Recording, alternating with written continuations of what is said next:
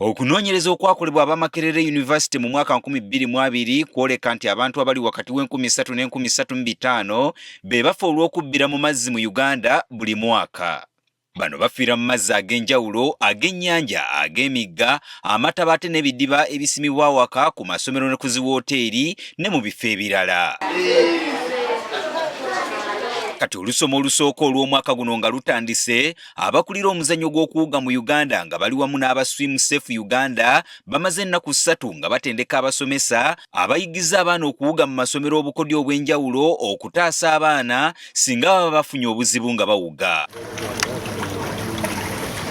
Okusoma kuno kukulembeddwamu Raymond Nsubuga, omusawo okuva mu ddwaliro Lubaga mu Kampala. So enteekateeka eno nga tuwamu ne Swim Safe Uganda yavuddeyo okutendeka abantu bano okusookera ddala nga olaba bali mu kukola ekyomu mazzi okuggyayo omuntu ono ng'afunye obuzibu n'okutuukira ddala ku sseeri okumuwa kye tuyita first aid oba obujjanjabi obusookerwako nga abajjanjabi abakulu oba abasinga okubeera professional tebannaba kutuuka. Nsubuga agamba nti mu musomo guno bakizudde ng'abantu bano kye bamanyi kyokka kwe kuwuga ate nga beesomesa bokka ekintu eky'obulabe eri abantu abagenda mu bifo byabwe okuwuga. Tebasobola okutaasa omuntu mu mazzi kitegeera ne basobola okumuyamba okubeera nga tafa paka ng'abantu abali professional batuuka. Ekyo kye kibadde kibulamu kyokka. Abasinga badde balina engeri gye bakikolamu naye ng'ate olaba nti engeri gye bakikolamu si mbi naye ng'ate si yentuufu, so tubadde tubatereeza okulaba nti bakola ekintu ekituufu ekiri recommended.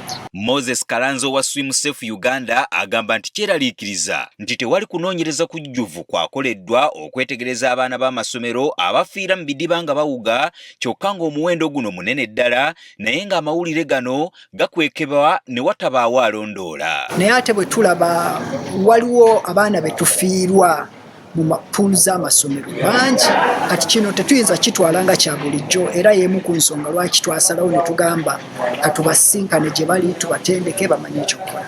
Kalanza agamba nti ennaku 3 ze bamaze n'abantu bano zibongeddeko nnyo era nga balina essuubi tikigenda kukendeeza ku muwendo gw'abaana abafiira mu bidiba nga bawuga. Kati okutendekebwa nga kuno kutuyamba okufuna okumanyisibwa n'okutendekebwa okututuukagana n'omutindo gwa waggulu, naye tulaba ennaku 3 ze tubaddewo ng'abantu balina omutendera omulala gwe bagenzeeko. Babatendekeddwa basanyukidde nnyo omusomo guno nti gubayambye okufuna obukodyo obuliko ensangi zino naddala mu kudduukirira abantu nga bafunye obuzibu mu kidiba nga bawuga. Tugamba nti ebisomo bye twali twafunako oba nkiyite nti gyali outdated oba which twafuna half-baked information compared to bintu bye tufunye right now.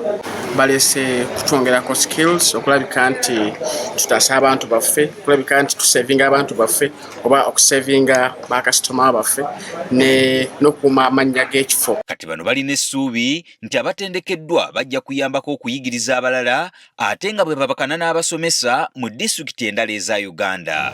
Bring them up and do the rest.